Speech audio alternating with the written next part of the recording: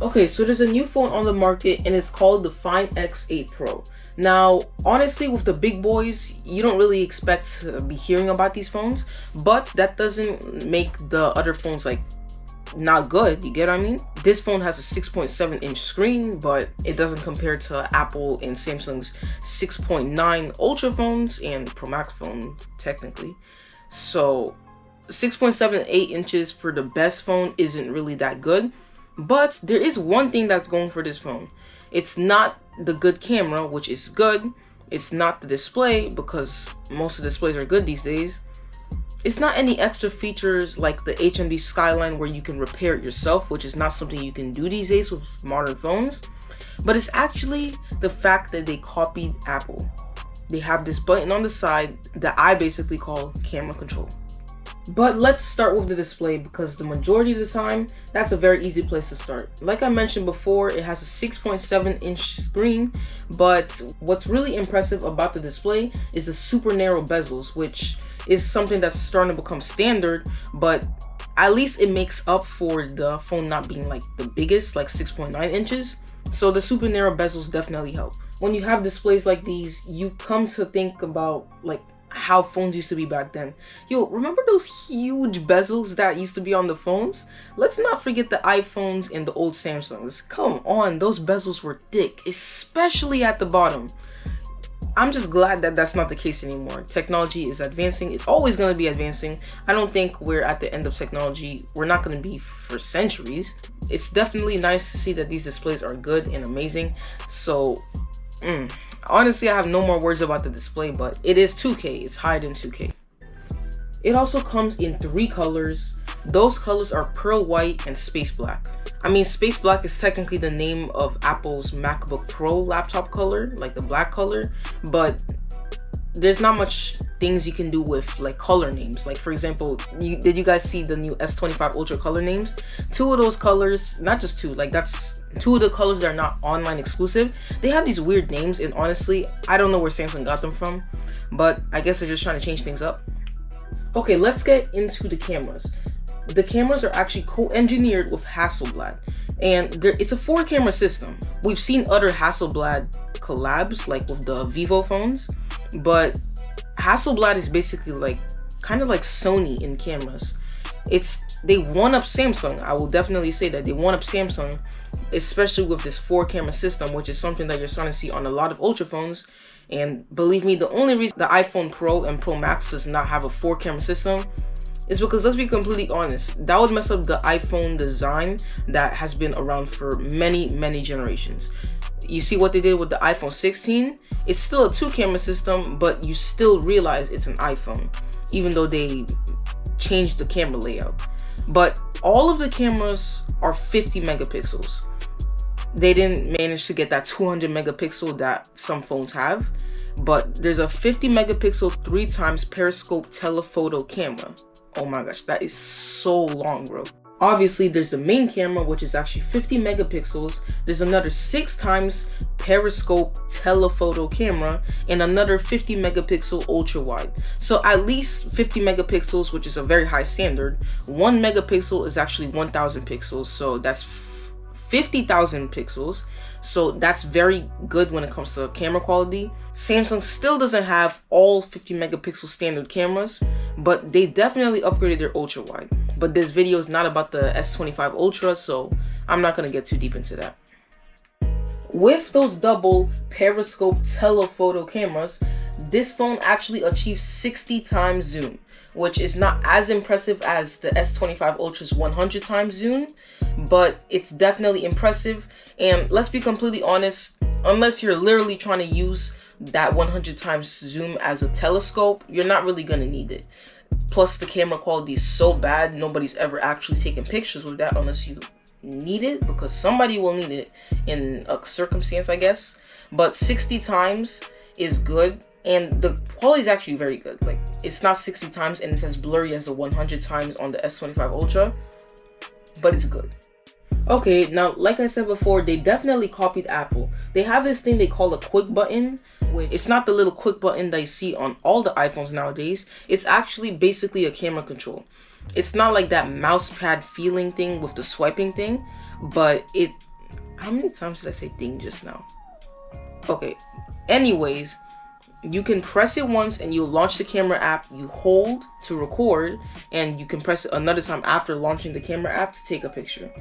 It doesn't have the full accessibility as the camera control, but like they say, if you're gonna copy some stuff, copy the good things. But this phone actually has a very good shutter speed.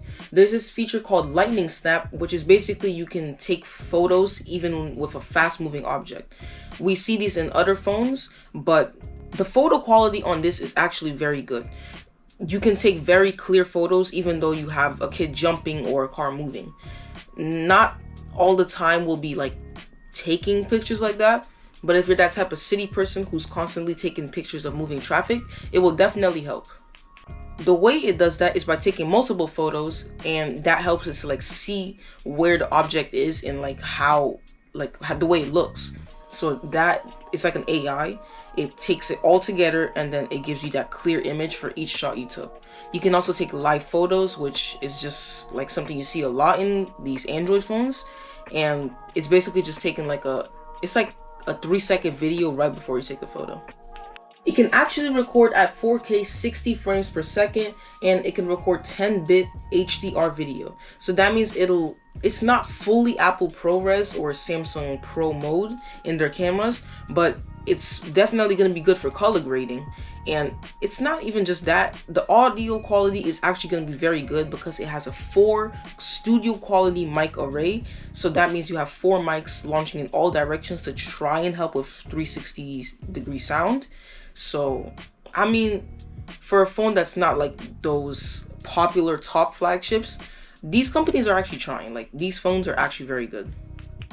Now, into the fully blown camera AI features, we have AI image enhancer, AI unblur, AI image or object or person eraser, and we also have AI reflection remover. These things are starting to be standard for most phones, but it's not even just AI in the camera app.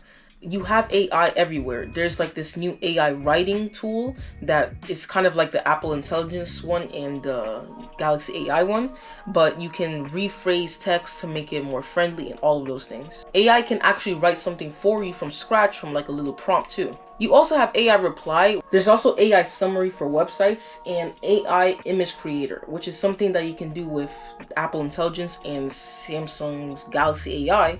So that means you can, but no, wait, there's something I have to say. It has to be in a picture you already took. So let's say you take a picture, you want a different style, you can make it like an anime style, a painting style, and things like that. It can't create images from scratch though. It's not ChatGPT, even though Galaxy AI and Apple Intelligence can do that. If they want to make it to the top, you're gonna have to try it harder. Now let's get into the chipset and performance. It runs on the MediaTek Dimensity 9400, which has a 3nm sensor. It's got 35% faster CPU and 41% faster GPU. This chip actually reduces the power consumption for games by 8.24%, and for videos it reduces the power consumption by 4.5%. 22% overall system smoothness, so that means you'll have like smoother animations, you have smoother like processing, smoother screen loading, and all of those things. So that's overall for everything. Everything is smoother. With this new chip, you can play certain games at 100 frames per second, which is pretty high for an Ultra phone, and it has a super advanced cooling system, so your phone isn't burning your hands while you're playing for like long periods of time. And it has a haptic motor, so that means you'll get feedback and all of those things. Now let's get into the battery. It has a 5,910 milliamp hour battery, which is actually very close to the 6,000 milliamp hour batteries that we're starting to see in lots of phones like the OnePlus 13. And with this battery, you get 80 watts super VOC charging and also 50 watts super VOC charging, which is actually very fast compared to Samsung's 45 watts charging and Apple's 25 watts charging. That's max, by the way. So now that's something that these like smaller phone companies like oppo do. They try and enhance their charging speeds, and it actually works. Like, imagine the iPhone and the Samsung phones with like that fast charging. They'd be overpowered. Nobody else would have a market share at this point. So I guess there's this thing I like to say, there's a good thing and a bad thing. about everything. Everything has a good thing and a bad thing. So I guess you could say with the other Ultra phones, they're like overall their best, but they always have these things where they cut prices with them. But with the little phones, they're not overall the best, but they have these couple of features that make them better than the Ultra ones. Oppo also has a mag case, right? And it's basically just like Apple's MagSafe. So Samsung really needs this. So that means you can have Oppo accessories, and you can also use Apple accessories with your Oppo phone. Okay, now let's talk about durability. It has this high strength cornering Gorilla Glass, and not only that, it has IP68 and IP69 water and dust resistance. That's higher than the S25 Ultra, which is sad if you ask me. Samsung needs to step it up in some cases. I forgot to mention, the screen can actually go to 120Hz refresh rate and 4500 nits peak brightness. So that's amazing when you're outside, but what most of these new phones need to have is the anti-reflective screen that is present on the S25 Ultra. They definitely need to have that. Lastly, wrapping it up with the operating system, the phone also runs on ColorOS 15. Oppo is actually releasing this new fold phone, which is very thin according to the pictures in the trailer. I hope the phone actually really does feel that thin, and they say it's thin but very powerful. Let's hope that's true. I can't wait to talk about that phone when it comes out. It's coming, they're announcing it later this February. I'll do a video on it once we have more details. That was it for this video. I hope you enjoyed. I feel like I might have dragged it a little bit. I'll try and like add more energy to my videos, but this was a good one. I'll see you guys in the next one. Please like, subscribe, and leave a comments if you have any questions. Share this video with someone you know will like it if you liked it, and I will see you in the next one. Peace.